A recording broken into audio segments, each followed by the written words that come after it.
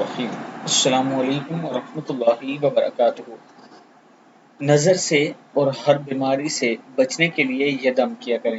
ام المومنین سیدہ عائشہ صدیقہ رضی اللہ تعالیٰ عنہ نے بیان فرمایا کہ جب رسول اللہ صلی اللہ علیہ وآلہ وسلم بیمار ہوتے تو جبرائیل علیہ السلام یہ دعا آپ صلی اللہ علیہ وآلہ وسلم پر پڑھتے: بسم اللہ یبریک ومن کل داء یشفیک ومن شر حاسد اذا حسد وشر کل ذی عین۔